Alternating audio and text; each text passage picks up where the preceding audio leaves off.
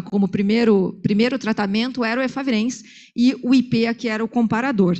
E da mesma forma, esse estudo tendia a já comparar para a gente dois análogos que também eram importantes no momento, que era o tenofovir ou o abacavir, tentando sobreviver aí o abacavir. Então, esse estudo ia nos dar uma resposta. Quais são as diferenças entre começar um IPEA e um não análogo? E qual era a diferença de começar dois análogos, comparando, então, o tenofovir e o abacavir? Esse estudo trouxe um conceito que até então a gente não sabia que era importante, que era a potência do antiviral, a diferença da potência do antiviral na resposta virológica dos pacientes mais difíceis de tratar, aqueles que tinham carga viral acima de 100 mil cópias. E esse foi o primeiro estudo que mostrou que abacavir era menos potente que tenofovir e que se eu tivesse um paciente que iniciasse terapia com atazana ou com efavirenz, se ele utilizasse abacavir, ele não poderia ter uma carga viral acima de 100 mil cópias, porque teria mais chance de sair com resistência. Então, esse foi o primeiro estudo que nos mostrou isso. Agora, esse estudo anterior e esse outro estudo, a CTG 5142, nos trouxe um conceito importante também de barreira genética. Então, aquele anterior que a gente viu, que ele comparava, né, e mostrava que quando eu usava abacavir com efavirenz ou atazana, se a carga viral era acima de 100 mil cópias, eu não conseguia tão bom resultado, me mostrou que a potência é importante. Aqui, o ACTG 5142, ele comparou também em terapia inicial, ele também é antigo, 2008, pessoal, tá? Mas ele mostrou que, numa terapia inicial, quando eu utilizava o que era clássico da gente fazer, que era dois análogos com um inibidor de protease. Então, aqui era dois análogos com lopinavir e ritonavir. Haveria a possibilidade de eu comparar com dois análogos com efavirenz, que a gente também fazia muito naquela época, mas essa foi uma época que a gente tentou se livrar dos nucleosídeos. A Renata certamente lembra, a gente falava muito em nux-sparing, né? Então, a terapia que não usava nucleosídeos. E esse estudo trouxe uma combinação estranha para os residentes, mas uma combinação nux-sparing, então sem nucleosídeo, mas associando lopinavir e efavirenz. Que, no fim das contas, era um monte de interação medicamentosa e toxicidade, porque cá entre nós, lopinavir não era fácil de tomar, efavirenz não é fácil de tomar, e eu juntava os dois. E o que esse estudo mostrou? Claramente que o braço lopinavir e efavirenz foi pior, mas o que eu queria mostrar para vocês é a resposta com resistência de quem falhou. Então, a gente vê ali na terceira linha o número de pessoas que tiveram genotipagem mostrando resistência na falha. E a gente já começa a perceber que eu tenho mais resistência adquirida, desculpe, na última linha, mais resistência adquirida na falha nas pessoas que usaram efavirenz, né? Isso é a menor barreira genética do efavirenz, e eu tenho um pouco menos naqueles que usaram inibidor de protease, que o inibidor de protease realmente tem uma barreira genética melhor.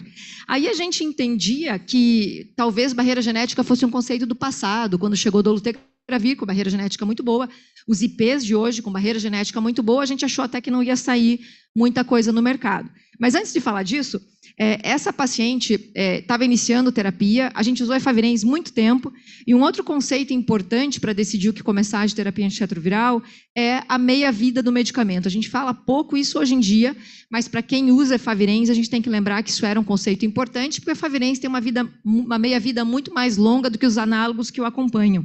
E a gente aprendeu com as pessoas que desistiram de tomar remédio, né, os pacientes que abandonavam o tratamento, que quando eles passavam semanas depois de terem abandonado, a gente sabe que a meia-vida do efavirenz, a gente vê ali, seria o equivalente à droga B, os análogos seriam o equivalente à droga A, e eu passaria semanas com uma monoterapia funcional de efavirenz, o que poderia selecionar a mutação de resistência.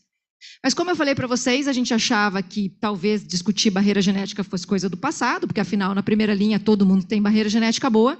Aí a gente descobriu que não, né? Num estudo muito importante, revisado hoje na aula da residência da Infecto aqui do HC, mas que a gente pode rever sem problemas nesse momento. O estudo NADIA veio para testar medicamentos contemporâneos. Isso é muito bom para a gente, né? Porque, como eu falei, a gente tinha uma impressão que o problema era lopinavir, era efavirenz, e agora a gente testa aquilo que a gente faz na prática, mas num cenário menos controlado, num cenário da África, onde eu tenho pacientes mais doentes, eu tenho menos disponibilidade de teste, ou seja, quando eu realmente coloco os meus medicamentos à prova. Então, esse estudo comparou pessoas que falharam com dois análogos, então eu utilizava tenofovir com entristabina ou 3TC mais um não análogo, e aqui na grande maioria das vezes era efavirenz. Esse paciente tinha que realmente ter trabalhado a adesão e realmente estar falhado, carga viral acima de 1000 cópias, e foram randomizados para o resgate com aquilo que a gente sempre fez. O primeiro resgate que a gente sempre fez foi com o inibidor de protease, e para nossa sorte, aqui eles olharam o inibidor de protease contemporâneo, que é o darunavir, na nossa dose de 800 miligramas, uma vez que esse paciente nunca usou inibidor de protease. O comparador foi o dolutegravir. Então, tirar o dolutegravir da primeira linha, tirar ele lá da terceira linha, onde ele chegou, né, pela primeira vez no Brasil, e colocar ele no meio, colocar ele como um medicamento possível de resgatar uma primeira falha. Então, aqui eu poderia comparar os dois terceiros medicamentos, os dois âncoras. Mas mais do que isso, eles trazem uma outra pergunta, né, uma outra resposta a uma pergunta que nós temos, que é, se eu falhei ao tenofovir na primeira linha, a OMS me pedia para resgatar os pacientes com AZT e vice-versa, né? Se eu falhei com AZT, pedia para resgatar com tenofovir. Será que isso realmente é necessário? Porque uma vez que eu falhei com tenofovir, eu já vou pegar esse paciente que falhou porque alguma coisa não deu certo, geralmente é adesão, e vou dar um remédio mais difícil de tomar, menos tolerável, 2 vezes ao dia, mas a gente não tinha essa resposta.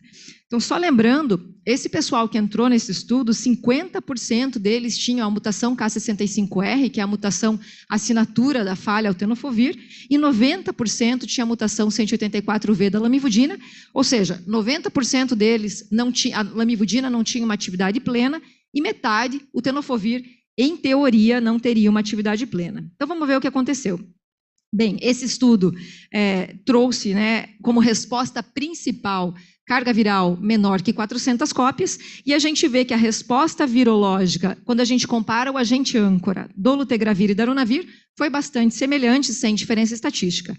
Quando eu comparo tenofovir com AZT, eu tenho uma resposta diferente. Começa a aparecer diferenças entre os dois medicamentos, com uma tendência a ter mais problemas com o AZT, mais dificuldades com o AZT.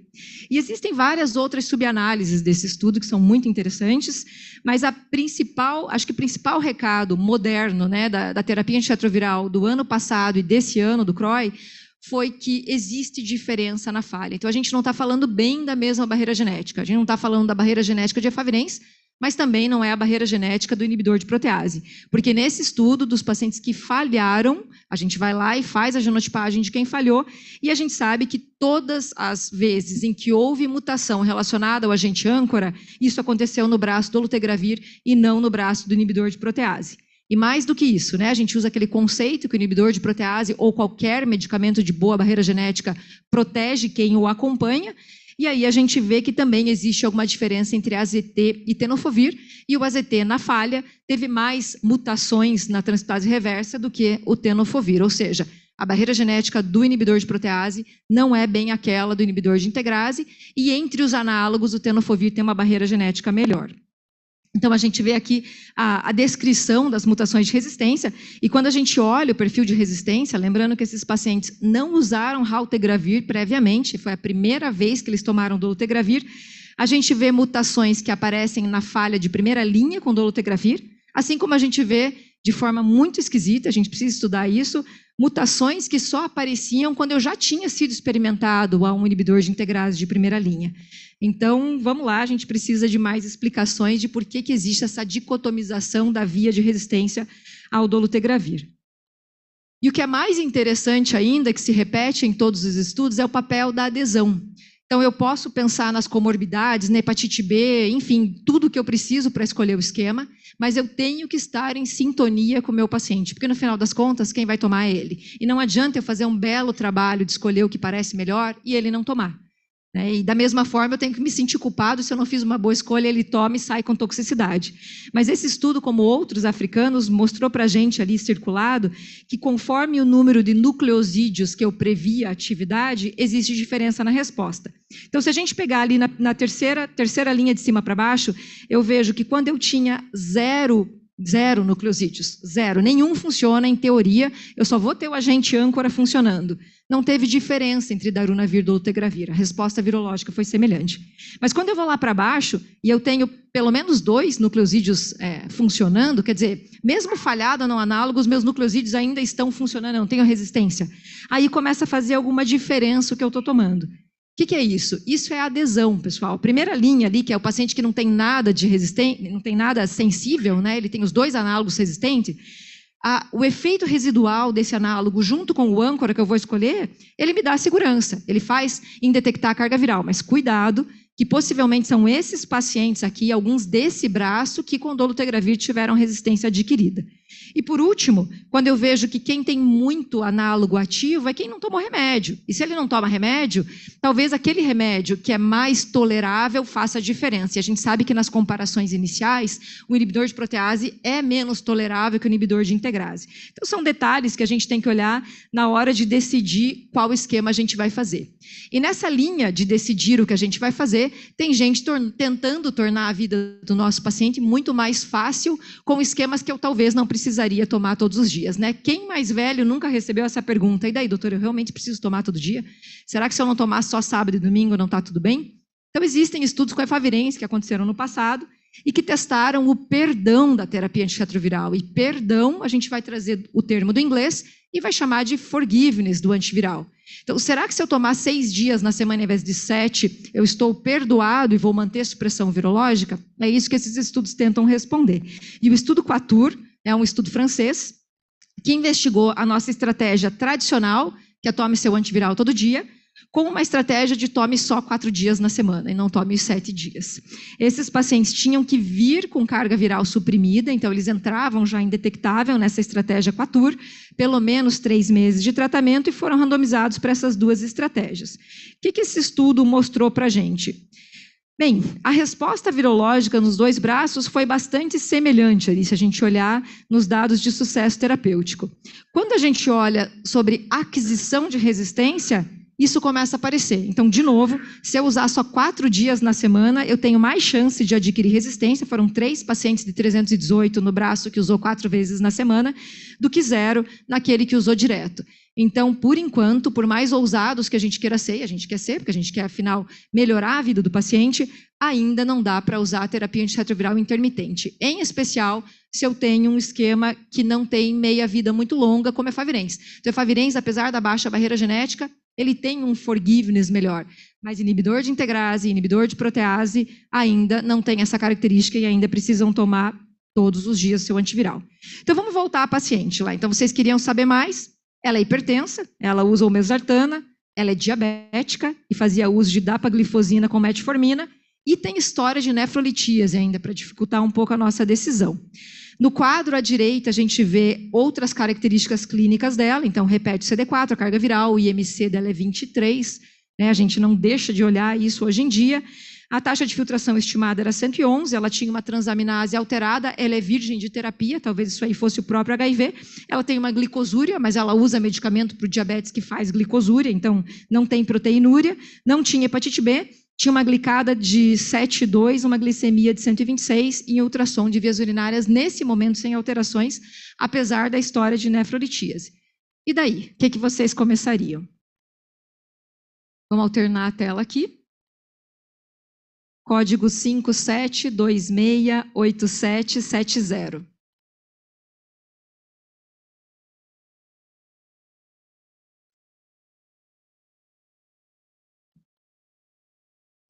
Oi?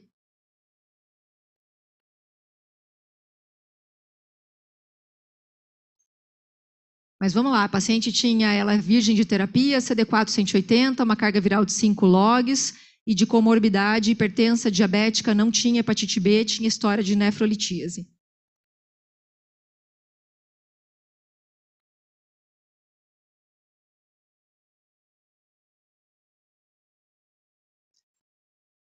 Todo mundo aqui? Como é que tá aqui? Aqui todo mundo, Elisa? E aqui todo mundo também. Então agora eu queria pedir para a Renata comentar, por gentileza. Já falei muito, Mônica. Tô até pegando seu tempo aqui. Imagina. Então, o resultado final foi esse, né? O pessoal escolheu tenofovir, lamivudina, dolutegravir. Um outro grupo, né? Metade aí, mais ou menos, escolheu darunavir. E aí é aquilo. Acho que talvez nesse momento ainda não exista uma resposta que seja a verdade, né? Então, assim, a gente tem que ponderar várias coisas. É uma paciente que ela não tinha obesidade, tem a questão do ganho de peso, que, né, que ele poderia ter com dolutegravir, não era um fator, pelo menos no início, que nos preocupava. Lembrar da interação medicamentosa do dolutegravir com o hipoglicemiante que ela usava, né? Ela usava metformina, 1 grama, né? Eu considero que, assim, poderia escolher as 2 opções que o pessoal votou, acho que seriam 2 opções cabíveis nesse a longo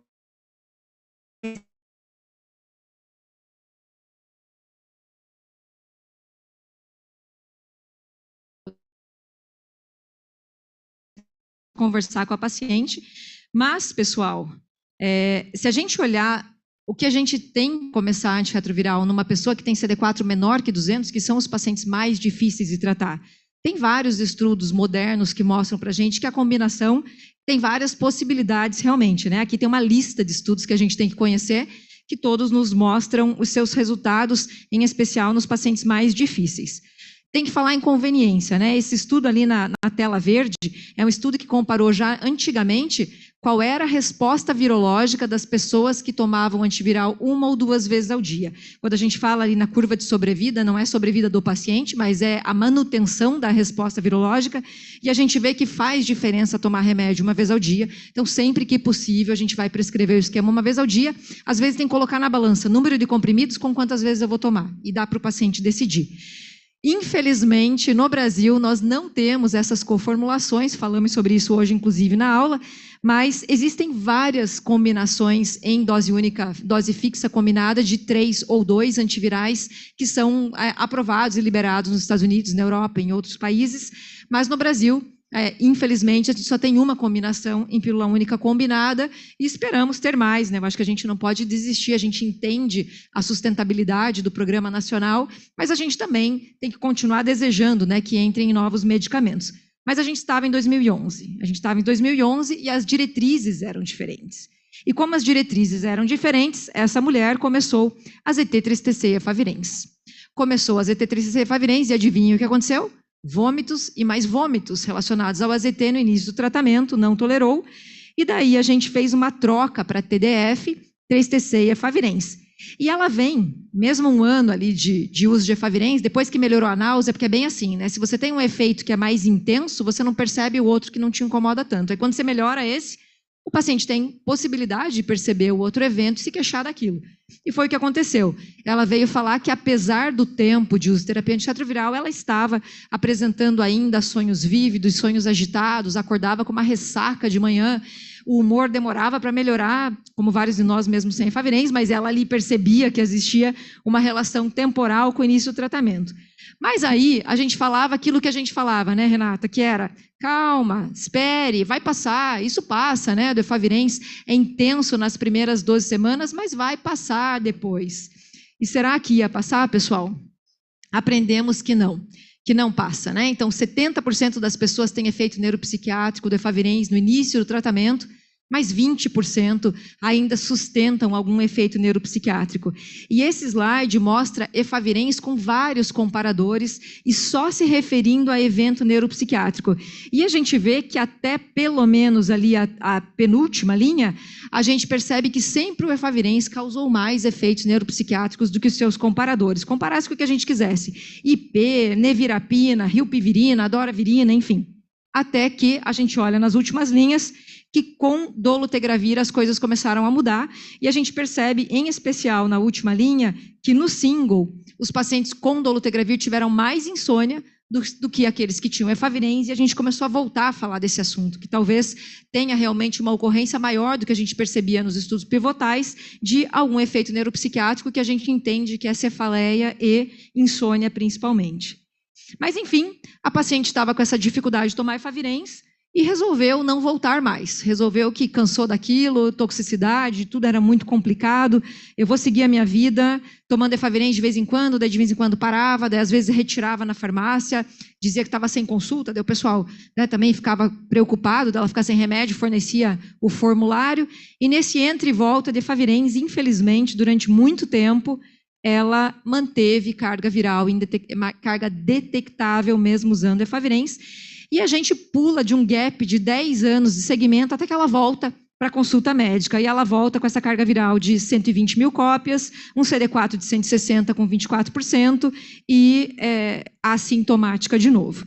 Nesse momento, a gente solicita a genotipagem, e na genotipagem ela tem um HIV subtipo C, e a gente percebe ali já circulado, para ficar um pouco mais simples, a mutação da lamivudina, a 184V, a mutação do efavirenz, a 103S aqui, e também relacionado ao efavirenz, a 106M. Então, falhada a TDF-3CC efavirenz, aquilo que a gente fala, né? 90% pode sair, dependendo do tempo, com mutação para lamivudina, e mais uma porcentagem bem significativa das pessoas, pelo menos uns 70%, com mutação relacionada ao efavirenz, e a gente tem que lidar com isso. Mas não podia ser tão fácil, né? As coisas podem ficar um pouco mais complicadas. Ela tinha ali 55 anos em 2011, e quando ela volta depois, com 66, 11 anos depois, a gente percebe que outras coisas mudaram. Então, além da diferença que agora a gente passou a ter uma carga viral alta para tomar a nossa decisão de resgate, ela tem uma creatinina pior, e isso traduz uma taxa de filtração estimada pior.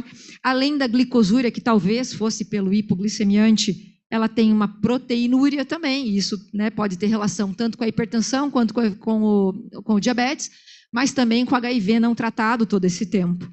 E ela vem magrinha, em MCD20, mais magra do que ela era, né? Ela talvez esteja consumida pelo HIV sem tratamento, e a gente percebe que mais magrinha, o diabetes está mais bem controlado, mas não é o que a gente quer diabetes bem controlado com saúde. E agora, turma, nesse cenário, K103S, não N, mas a gente interpreta da mesma forma, 184, 106M, carga viral alta, CD4 menor que 200, disfunção renal, uma taxa de filtração de 60, diabética, hipertensa. Que resgate a gente faria para essa paciente? Então, vamos alternar a tela. Posso falar? 57268770 de código, pessoal.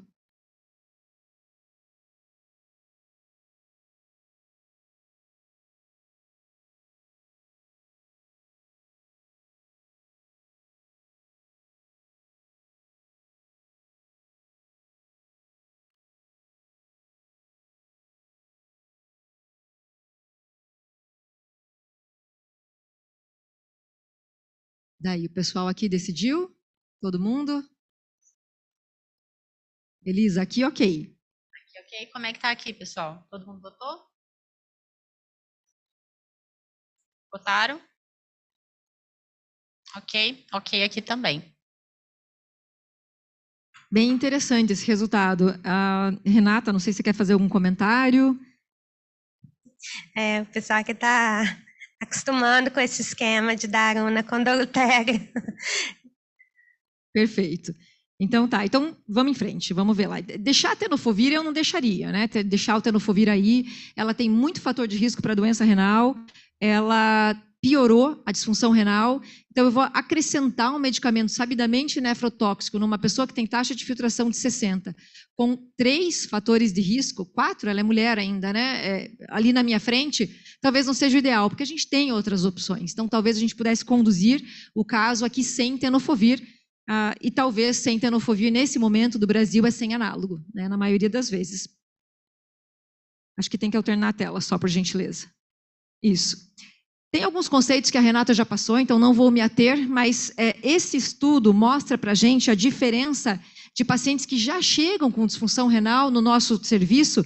O que chegava na Itália, esse estudo é italiano, eles avaliaram quanto de diagnóstico de disfunção renal eles tinham em 2004 e em 2014, 10 anos depois.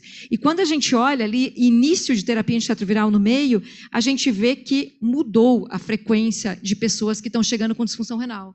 Então, a gente vai ter que lidar cada vez mais com isso. Isso não é só uma consequência da terapia antirretroviral, isso é mais doença mesmo.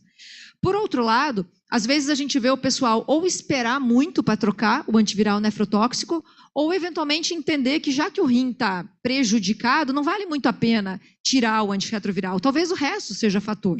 Né? Às vezes isso acontece nos nossos hospitais com vancomicina, né? Puxa, não, mas eu tenho uma disfunção renal, vamos lá, vamos fazer vanco de qualquer jeito. Qual é o potencial de recuperação de uma doença renal se eu tiro o agente nefrotóxico? Então, a Renata falou sobre isso. Esse estudo ele mostra a mudança de TDF para TAF, então, para eu tirar o nefrotóxico e deixar o TAF em pessoas que não tinham, que tinham doença renal mais intensa. E o que eu acho mais legal desse estudo é que, se vocês olharem o do meio, né, e o da direita ali dos gráficos, a gente percebe que quanto mais doente esse rim, mais chance de melhorar se eu intervir. Então, não existe esse discurso, né, de já está doente, vamos deixar o medicamento nefrotóxico. Não faz sentido. Por outro lado, outros estudos mostram que, como nessa paciente, a idade é um fator de risco importante. Eu não sei se vocês têm essa percepção, acho que a Renata e nós mais antigos aqui temos, que quando cada década de vida que o meu paciente ganha no consultório, por exemplo, eu comemoro se o tenofovir ainda está lá. Porque a gente percebe que da década dos 20 para os 30, tem gente que já não dá mais para usar, dos 20 para os 30, dos 30 para os 40, vários já não podem mais usar e assim por diante. Então a gente percebe que conforme eu vou envelhecendo, cada vez menos eu consigo manter o tenofovir a longo prazo. E aqui a gente pode traduzir isso para atazanavir também, porque o atazanavir também é um antiviral sabidamente nefrotóxico. E existem opções sendo estudadas, né, naquelas pílulas coformuladas, para que a gente não precise usar o tenofovir mais, e a gente pudesse usar o tenofovir alafenamida, que já está no Brasil, mas infelizmente, por enquanto, bastante restrito para o grupo que tem hepatite B. Mas então, para a gente lembrar de um desses estudos, o estudo Emerald foi um estudo que pegou pessoas que utilizavam inibidor de protease com TDF e randomizou esses pacientes que estavam bem controlados para fazer troca para pílula única combinada de darunavir cobicistat entre estabina e TAF. Então, 4 antivirais, a única combinação em pílula única de inibidor de protease do mundo. Essa combinação foi comparada com a nossa estratégia tradicional, que seria manter o inibidor de protease com TDF entre estabina. Vários desses pacientes nesse estudo utilizavam darunavir. Então, teve um braço bem grande, que era darunavir nos 2 braços, e o TDF versus TAF. O que a gente percebe? A gente percebe resposta virológica semelhante. Então, fazer o switch para a pílula única confirmada, para a pílula única combinada, sustentou a carga viral indetectável. Isso é mais uma questão de adaptação, efeito antiviral a gente sabe que ia ter. Mas o mais interessante é que, como esse estudo almejava mostrar essa diferença de saúde renal, a gente percebe que houve mudança de creatinina que foi monitorada, e a mudança de creatinina se traduz numa mudança de taxa de filtração. E aí a gente percebe que quem entrou no braço da darunavir cobicistat TAF entre estabina teve um aumento maior de creatinina e teve uma tradução na taxa de filtração glomerular estimada por creatinina, uma queda maior. Mas por que isso, pessoal? Porque se a gente voltar ali, a gente percebe que no último gráfico, quando eu uso outro marcador que não a creatinina, a Renata também falou sobre isso, e aqui foi usado cistatina C, a verdade aparece. Lembrem que o cobicistat é tão inibidor da secreção tubular de creatinina quanto o dolutegravir. E aí, quando eu uso dolutegravir, eu uso cobicistat, eu tenho um aumento inicial de creatinina, mas não é disfunção renal, porque não são medicamentos nefrotóxicos. E aí eu percebo a diferença do TDF em comparação ao TAF, com uma piora na taxa de filtração pela cistatina no braço TDF. Existem outros marcadores que repetidamente a gente olha, e essa toxicidade do tenofovir em comparação ao não tenofovir ou ao TAF, enfim, o atazanavir em comparação ao não atazanavir, também se traduz em saúde óssea, né? Tem pelo menos uma CTG que mostrou que o atazanavir se relaciona com mais doença óssea do que o darunavir, e assim como o tenofovir se relaciona com piora da saúde óssea em comparação aos outros análogos. Por outro lado, nem tudo são flores, né? A nossa vida não é tão fácil na hora de prescrever antiviral. Quando eu tiro o TDF e coloco o TAF, o que acontece? Eu tenho diferença metabólica. Então, aqui é aquela ampla discussão do ganho de peso, da disfunção metabólica, que a gente não sabe quanto é falta do efeito do TDF e o quanto é o efeito da entrada do novo medicamento, do TAF em particular. Essa história de doença renal com IP é bastante interessante, né? E a gente fica pensando, quando o paciente troca de antiviral e melhora, como o estudo da Cohort Chic que a Renata mostrou, né? Aqueles pacientes tomavam lopina e atazana, quando eu troquei para daruna, a taxa de filtração melhorou. A gente sempre se pergunta se é um efeito de retirada daquilo que estava machucando, eu tirei o atazanavir, que estava sendo tóxico, ou se é um efeito benéfico daquilo que eu estou colocando. E com isso, pessoal, tem um estudo muito curioso na literatura, muito curioso, que é um estudo em animais, então não é um estudo em humanos, mas que queria avaliar se o uso de darunavir poderia prevenir, poderia evitar doença renal. Então, a gente sabe que na nefropatia primária do HIV, na sua demonstração, no seu nome, Ivan, nessa nefropatia, além do efeito tóxico do HIV, existe um efeito da expressão de um gene do HIV, que é o VPR, que torna a célula renal mais doente, né, que faz um prejuízo renal na dependência da ativação desse gene VPR. E, por outro lado, os inibidores de protease, além deles atuarem na clivagem da proteína no final do ciclo dentro da célula, né, quando sai do núcleo, eu faço uma proteína grande, daí a protease vai ter que clivar essa proteína, o inibidor de protease entra lá e não deixa clivar. Existem outros efeitos que não são só através da inibição da clivagem viral, que também são considerados efeitos off-target, que eventualmente poderia ser a inibição da expressão da VPR.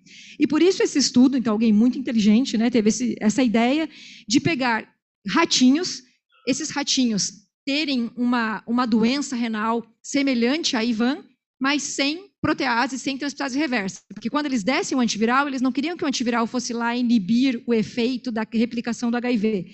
Simplesmente eles queriam avaliar se aqueles ratinhos com IVAN, com proteinúria, teriam resposta diferente quando utilizassem um IP com análogo ou só um análogo. E eles trataram esses ratinhos com daruna e AZT ou AZT, e um controle que não foi tratado com nenhum antiviral.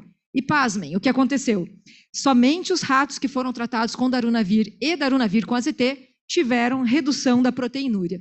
E, além disso, eles fizeram uma análise histológica do rim dos ratinhos, mostrando que também houve melhora histológica. Então, não é a primeira vez que isso aparece na literatura, isso já apareceu com saquinavir no passado, talvez não seja um efeito de todos os IPs, mas também não seja um efeito só do darunavir, mas claro, né, quem já tomou saquinavir lembra que era um horror, e obviamente a gente não vai adicionar toxicidade para ter um benefício que, em princípio, foi demonstrado em animal. Mas isso aqui é para a gente entender que, assim como o Maraviroc, o darunavir talvez tenha um benefício não antiviral. Né? O Maraviroc a gente já sabe que, eventualmente, algumas doenças não relacionadas a HIV ele pode ser útil, e talvez o darunavir também. Então, vamos lá. Essa paciente, simplesmente pelo fato dela ter CD4 menor que 200 e carga viral maior que 100 mil, a gente entendeu que era melhor utilizar 3 antivirais e não 2. Tá? Essa é uma discussão, desde que eu me entendo, desde a residência, eu lembro que tinha uma sala no congresso que era resgate com 2 ou 3 medicamentos ativos. Até hoje, ninguém chegou a nenhuma conclusão, mas a tendência é que se eu tenho carga viral alta e CD4 baixo, esse paciente é mais difícil de tratar. Então, a tendência é usar a terapia tripla. Não tem nenhum estudo que resgatou pacientes como essa com terapia dupla, daruna, dolutegra. Então, deve dar certo? Deve, né? Como a Renata falou, o pessoal está acostumado, eu brinco que esse esquema é play safe, né? Então, não sei o que tem no análogo, eu vou resgatar dessa forma. Mas, se vocês olharem para o CDT, quando a carga viral é alta, existe uma opção para o médico de fazer 3 antivirais ativos, de repente até pelo menos ter uma recuperação imune, sustentar essa carga viral indetectável, enfim, e por isso a gente optou por isso, tá? Por terapia tripla. Mas vamos lá, e o futuro, né? E o futuro dessa paciente? Ela começou esse esquema e ela está com esse esquema, mas eu quero só, como última pergunta, simular um cenário possível para vocês. Vamos supor que essa paciente, nesse cenário, ela tinha um IMC de 20, vocês lembram? E daí ela volta depois com esse esquema com IMC de 28.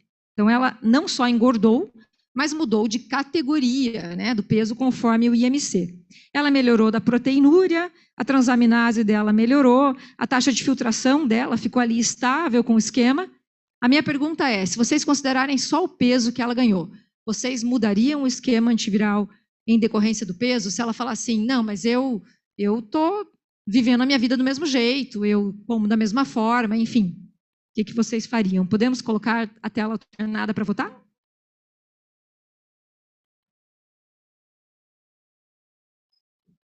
E claro, né, com peso aumentado, o diabetes piorou. A gente vê ali 8,5 de glicada, 130 de glicemia de jejum.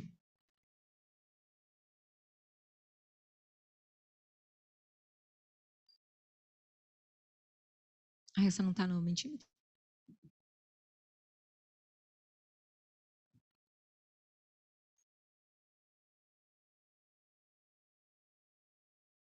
Vamos lá. Mudaria ou não mudaria o esquema antiviral pelo peso, pessoal? Código 57268770.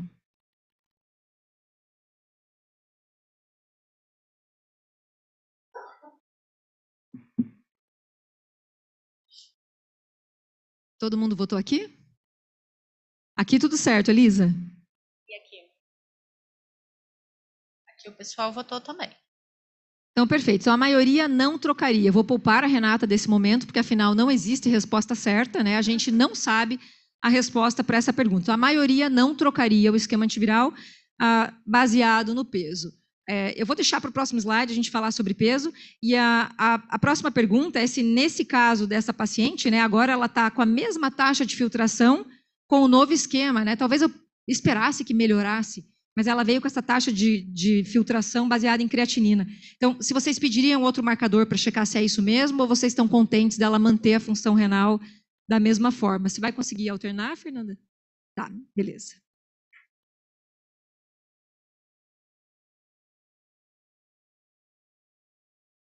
A gente tem que simular cenários, como eu falo para os residentes, né? Imaginem que a gente tem todo o dinheiro do mundo. Então, como que vocês decidiriam sobre isso?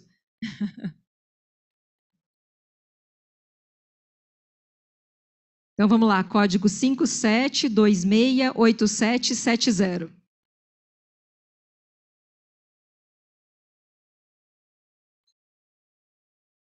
Todo mundo aqui? Aqui tudo certo? E aqui, pessoal? Aqui também, doutora Mônica. Perfeito. Então, a grande maioria, se pudesse, se tivesse disponível, pediria um novo marcador. Então, vamos lá. A primeira pergunta era ganhos de peso. Um único slide, uma única menção de onde estamos em ganho de peso, né? Então, ganho de peso é um processo universal. Pessoal, desculpe contar, mas está todo mundo ganhando peso. Não são só os pacientes que tomam inibidor de integrase ou TAF. Todo mundo está engordando e esse é um fenômeno mundial. Existe uma coisa inegável, né? Existem fatores que se associam mais a ganho de peso, em especial nas pessoas que vivem com HIV. Então, é CD4 baixo no início da terapia, carga viral alta no início da terapia, raça, né? Os negros ganham mais peso e as mulheres ganham mais peso. Isso se repete em estudos de antiviral. Um outro estudo americano ou um ou outro estudo europeu não demonstra isso, mas a maioria mostra a mesma coisa. Agora, como a Renata falou, qual é o mecanismo, né? Quando a gente vê um efeito colateral, o ideal é conhecer qual é o mecanismo. E o mecanismo, por enquanto, do dolutegravir é incerto, apesar de ter evidências de que o dolutegravir pode inibir a ligação do hormônio estimulador de alfa-melanócitos radiomarcados ao MC4R, então isso é super difícil para nós, mas isso justificaria a mudança de saciedade depois do uso do medicamento. Por outro lado, não esqueçam que o TDF, repetidamente, em estudos de PrEP, mostrou reduzir o peso. Então, quando eu tiro o TDF, eu tenho uma tendência, de seja lá quem for que vai entrar, ter aumento de peso e, eventualmente, uma piora metabólica, porque o TDF também tem um efeito positivo no controle dos lípidos. Agora, será que trocar o antiviral faz diferença? A resposta é, até onde eu sei, ninguém sabe, por enquanto. Ninguém sabe, mas tem um estudo, que é o ACTG 5391, o estudo vai se chamar Do It, ou The Do It, tá? Esse estudo a gente espera ansiosamente essa resposta, porque foi um estudo desenhado para avaliar ganho de peso. Vão ser 3 grupos, que vai ser manter o inibidor de integrase com TAF, o outro trocar o inibidor de integrase para doravirina, e o outro trocar o inibidor de integrase e TAF, para a gente ver que diferença vai ter. E assim, acho que está todo mundo ansioso para ver esse resultado, para ver se o peso cai. De qualquer modo, hoje, o que a gente sabe? Em estudos, repetidamente, os inibidores de integrase se relacionam com mais ganho de peso do que não análogos e do que IP. Os IP são os mais inocentes nesse quesito. Dentre os inibidores de integrase, como a Renata falou, bictegravir e dolutegravir são os que mais se relacionam com ganho de peso. Depois, o vitegravir. E, finalmente, quando a gente relaciona não análogo, rilpivirina tem mais ganho de peso que efavirenz. Rilpivirina é um antiviral que a gente precisa tomar com uma refeição de 500 calorias. Então, a gente sempre fica falando para o paciente que toma rilpivirina que ele tem que tomar na sua refeição que tenha mais calorias. Talvez também motive essa questão do peso, enfim, a gente não sabe. Mas não é um medicamento que salta aos nossos olhos o ganho de peso, mas quando compara com a efavirenz, ganha mais peso. E dos análogos, sem dúvida, a gente tem mais ganho de peso com TAF, depois abacavir, TDF e AZT. E o AZT, por que está por último? Porque ele faz lipoatrofia, né? Então ele realmente reduz célula de gordura, assim como a efavirenz também faz. E, finalmente, vocês votaram sobre um novo marcador e a gente pediria cistatina C se pudesse, porque a cistatina C, assim como no Emerald, vai mostrar para a gente se é problema renal de verdade ou o problema é o cobicistat ou o dolutegravir simulando uma disfunção renal, aumentando a creatinina. quando a gente pode usar esse marcador e a gente usa na rede privada, a gente usa na rede pública quando o paciente pode fazer e eu tenho que tomar uma decisão importante sobre retirada de tenofovir, a gente acaba usando. Sobre o DAD, a Renata já falou, DAD, né, o DAD contemporâneo, digamos, mostrou um aumento de doença renal, que é uma curva mais clara na análise multivariada para atazanavir do que darunavir, que acaba não formando uma curva ascendente. E da mesma forma também mostrou que no switch de lopinavir ou atazanavir para darunavir, naquele estudo britânico, houve melhora da função renal. Então, não tem por que esperar, né? A gente tem que perceber isso acontecendo e percebendo entrar realmente com alguma atitude, mudar esse esquema antiviral. Como fazer isso? A Renata também mostrou um estudo muito interessante do New England, falando sobre dosagem dos marcadores, então creatinina ou cistatina e a microalbuminúria. E lembrando que o EACS, assim como o PCDT, para a doença renal, nos recomenda a frequência de monitorização conforme o fator de risco do paciente e conforme os resultados de creatinina ou a minha taxa de filtração por creatinina ou cistatina, e da mesma forma a presença de proteinúria. Em conclusão, terapia antirretroviral é mais segura do que nunca, né? Nós estamos falando só sobre efeitos tóxicos, mas lembrem, é mais segura do que qualquer momento que a gente já viveu. As pessoas que vivem com HIV apresentam mais comorbidades ao longo da vida. A minha estimativa de vida parece ser igual nos estudos, mas eu vivo com mais comorbidades do que se eu não tivesse HIV, e essa é a nossa batalha, né? Reduzir essas comorbidades. Diferentes razões vão guiar a nossa escolha da terapia. Lembrem, características desse vírus, carga viral alta ou baixa, do hospedeiro, do medicamento, história de doenças pregressas, e é fundamental individualizar a terapia antirretroviral, e essa é a graça do negócio, né, pessoal? É muito mais legal. Eu falei para o pessoal da hepatite C que está muito chato tratar a hepatite C, porque só tem praticamente 2 esquemas, mas a terapia antirretroviral, que é uma terapia for life, até que se prove o contrário, ela precisa ser individualizada. E aquilo que é bom em 2011, não necessariamente é bom para a mesma pessoa em 2015 ou 2020, e a gente tem esse trabalho de reavaliar a nossa conduta ao longo do tempo. TDF, atazana e lopina são, de acordo com o DAD, os antivirais que se relacionam com nefropatia no uso cumulativo, e devemos monitorar a função renal das pessoas que vivem com HIV pelo menos a cada 6 meses. O PCDT ainda fala que em muito baixo risco a cada 12, mas entendendo que se tiver tenofovir na jogada, o atazana tem que olhar a cada 6 meses, e assim que eu detectar nefropatia se instalando, eu posso realmente promover uma pronta ação e melhorar a saúde do paciente em longo prazo. Tá? Eu finalizo aqui. Vamos passar a palavra para vocês. Obrigada, Fernanda. Elisa, tá por aí? Estou aqui, Fê. Então, pode finalizar aí, Fê. Queria agradecer muito a presença de vocês presencialmente, agradecer a quem ficou online, a quem participou aí das nossas interações no Mentimeter. Muito obrigada, doutora Mônica, muito obrigada, doutora Renata. Acho que foi muito rico, né, uma discussão aí importante, né, principalmente para quem está iniciando a carreira na infectologia. Também. Muito obrigada, gente. Boa noite. Obrigada, Renata. Obrigada, Elisa.